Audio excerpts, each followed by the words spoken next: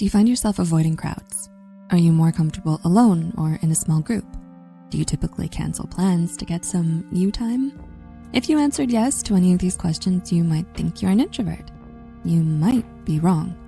If the thought of social interaction makes your heart race and your palms sweat, this could be a sign of social anxiety disorder. According to the UK's National Collaborating Centre for Mental Health, social anxiety is the persistent fear of one or more social situations where embarrassment may occur and the fear or anxiety is out of proportion to the actual threat posed by the social situation as determined by the person's cultural norms. How can you tell if you're an introvert or if you're socially anxious? Here are 5 signs it might be social anxiety. It's ego dystonic. Do you actually enjoy being alone? In a 2020 interview, clinical psychologist Dr. Ramani Durvasula points out that introversion is egosyntonic. This means introverts enjoy being alone and recharge this way, rather than going out to blow off some steam. Social anxiety, on the other hand, is ego dystonic, meaning it's out of touch with your preferences. Many people with social anxiety are actually extroverts who love the company of others, but they isolate themselves out of fear, which makes them miserable. Dr. Durvasula summarizes the differences with this beautiful quote: "Introversion is your way. Social phobia is in your way." Let's say your friends invite you to hang out at the mall. If you're an introvert, you might decline because you truly prefer to relax alone. After you decline, you also don't worry about what they think of that.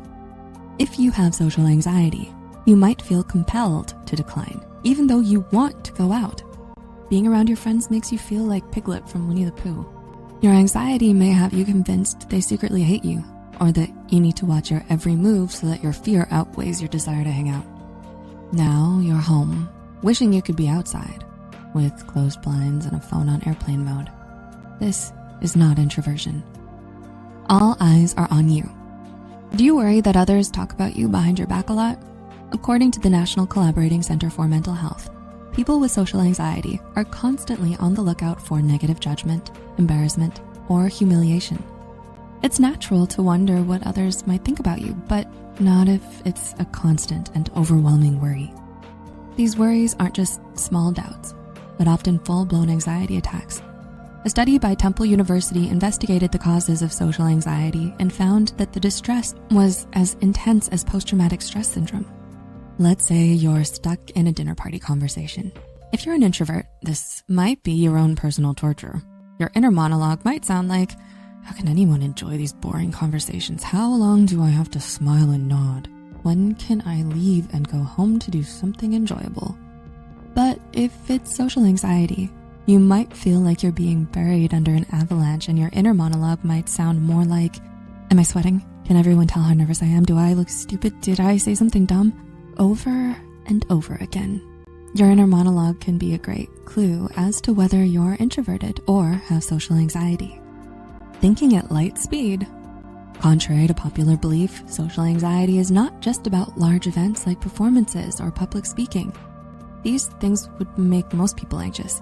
Social anxiety therapist Arlen Kunzik notes that social anxiety torments people during smaller events like answering the phone, buying groceries, or getting a haircut. It's not just about how large the interaction is. It happens anytime others are around. Let's say you got some lunch at the food court and you need to walk across the room to get to an empty table. As you walk, you might be wondering if everyone is staring, chanting not to trip in your head, questioning if you look cool, or asking yourself if they can tell you're nervous. All the while, you feel your brain has been hijacked by fear from inside out. You suspect it's not normal to be shaken by such a small thing, and you're right. A neuroimaging study by the West China Hospital of Sichuan University showed that the amygdala, the part of the brain that regulates stress, has an overactive and debilitating fear response in those with social anxiety. So next time you're overthinking, thank your amygdala. Think, and think some more. How much preparation do you put into social interactions? Do you rehearse it like a performance? Do you wonder about all the ways that you could fail before it happens? Studies published in the Journal of Abnormal Psychology and the Transylvanian Journal of Psychology showed that social anxiety traps you in an inescapable whirlwind of anxious thoughts for weeks before an anticipated event and even weeks afterward. Let's say you want to call to order a pizza. Instead of just calling, you rehearse for half an hour, practicing every word to make sure you don't mess up. After you finally muster the courage and make the call, you reflect on the entire conversation over and over in your mind. You stay up at night wondering if you made any mistake, with thoughts like, why did the other person pause after I spoke? Did they think my question was stupid? Did they cough, or were they quietly laughing at me? And so on. These types of thoughts can mean you're dealing with social anxiety. Sugar, we're going down. Like we mentioned before, social anxiety can last for weeks. But how long can it last? A long-term study published in the American Journal of Psychiatry showed that the average patient has symptoms for 19 years. If gone untreated, the isolation created by social anxiety can swallow your whole life. Let's say you get invited to a vacation and opt out because you think the others will laugh at where you want to go. When you succumb to this fear, this can create a domino effect that can cause you to drop out of everything else in your life. School, work, day trips, gatherings, eating out, and anything involving other people. Even when withdrawing from social life impacts your daily life, you still continue until it's no longer healthy. Research by Harvard Medical School professor Ronald C. Kessler showed that patients suffering from social anxiety have significantly lower rates of getting and keeping friends, graduating school, getting and keeping a job, getting married, and having children. Don't fret. Now that you're aware, this doesn't have to be you.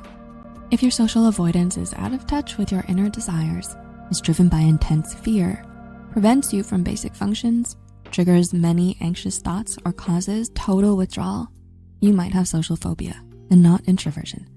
Luckily, there is help. There are many effective treatments like role-playing social situations, gradual exposure to real-life social situations, eliminating safety behaviors, learning how to relax on cue, and reframing anxious thoughts. If you suffer from social anxiety, please seek professional help. We've been there. If you made it to the end, drop a blue heart emoji in the comments below and let us know if you think you have social anxiety or are introverted. Until next time.